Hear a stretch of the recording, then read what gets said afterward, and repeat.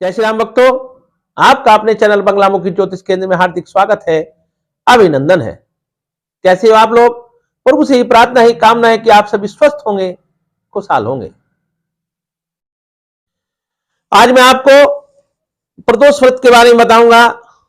अंग्रेजी नववर्ष 2022 के अंतिम मास दिसंबर का यह है प्रदोष व्रत। 21 दिसंबर 2022 दिन बुधवार को पड़ रहा है। प्रदोष व्रत में हम ऐसा क्या करें जिससे हमारे रुके हुए कार्य पूरे हो, हमारे घर में स्थिर लक्ष्मी का वास हो, हमारी मनोकामना पूरी हो। उसके लिए मैं आपको बताता हूं, इस दिन जिन जातकों के कुंडली में अगर काल सर्प योग है, उसकी शांति के लिए आप रुद्राभिषेक करा सकते हो। किसी योग्य पंडित से आप रुद्राभिषेक कराओ। रुद्राभिषेक कराने से आपके काल सर्प दोष योग में जो आपको रुकावट आ रही है उसमें शांति मिलेगी और आपके रुके हुए कार्य सुचारू रूप से चलने शुरू हो जाएंगे। अब आपको मैं ये बताना चाहता हूं किस कामना के लिए किस द्रव्य से आप अभिषेक करें। अगर आपको घर में कोई रोगी है और उसके निमित्त आपको रुद्राभिषेक कराना है तो रोग दूर करने हेतु आप कुशा के जल से आप रुद्राभिषेक कराए, रुष्टाध्याय से किसी योग्य पंडित से, तो रोगी को स्वास्थ्य में शीघ्र लाभ होगा। अगर आपको धन की चाह है, लक्ष्मी की चाह है, तो आप गन्ने के रस से रुद्राभिषेक कराए। इससे आपको लक्ष्मी की प्राप्ति होगी। अगर आपको दीर्घायु चाहिए, आपको रोग मुक्त शरीर चाहिए, तो आप दूध से अभिषेक कराए। गाय के दूध से हो सके तो गाय के दूध से। अगर आपको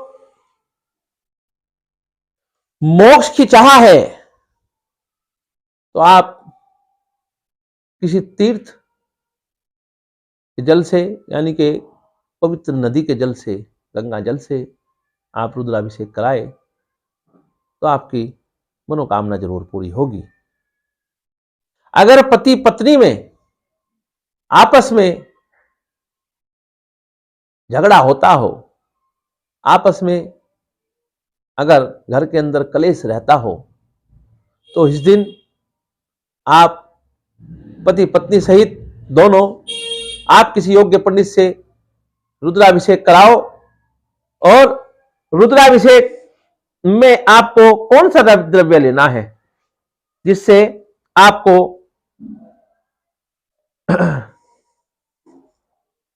जिससे आपके पति पत्नी के बीच प्यार बढ़े।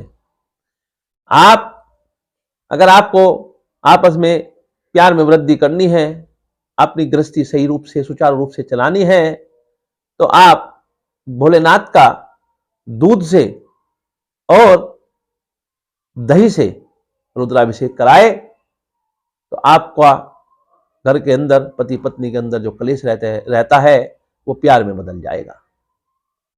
इस दिन जब रुद्राभिषेक कराए, रुद्राभिषेक के बाद माता पार्वती को श्रृंगार सामग्री अवश्य चढ़ाए।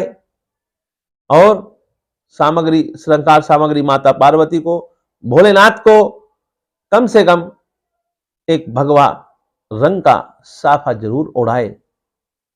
भोलेनाथ की जो प्रतिमा होगी उसको आप एक भगवा रंग का साफा जरूर ओढ़ाए। अगर आप ऐसा करोगे तो आपके घर में आनंदी आएगी और आपके मान सम्मान में वृद्धि होगी। अगर आपका कोई बच्चा, कोई बालक ज्यादा गुस्सा करता हो, आपका कहना नहीं मानता हो, तो आप उसके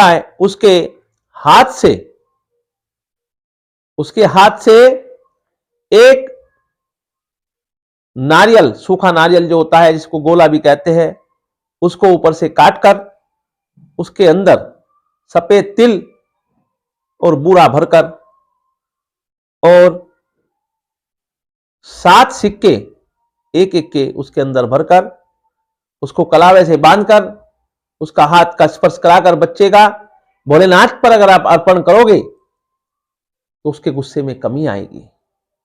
और अगर आप अपने घर में, अगर आप अपने घर में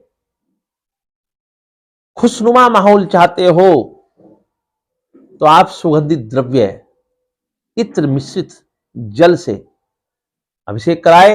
अगर आप अभिषेक नहीं करा सकते, सक्षम नहीं है, तो आप एक लोटे में जल ले, गंगा जल ले, उसमें गंगा जल डालने के बाद उसमें शुद्ध जल भरे और उसमें इत्र डालकर उससे आप ओम नमः शिवाय कहते हुए भोलेनाथ को अर्पण करें।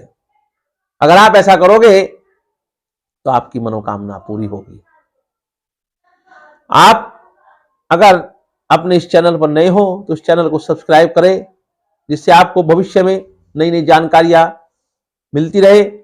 अगर आपको अपनी कुंडली का विश्लेषण कराना है, आपको कोई जानकारी प्राप्त करनी है, तो स्क्रीन पर मेरे दिए हुए व्हाट्सएप नंबर पर आप अपनी समस्या लिखकर भेज सकते हैं। आपको उसका उचित उपचार आपको बताया जाएगा। आप इस वीडियो को ज्यादा से ज्यादा शेयर करें, जिससे सभी को लाभ मिले और आपको भी पुण्य प्राप्त होवे। धन्यवाद। जय श्री राम।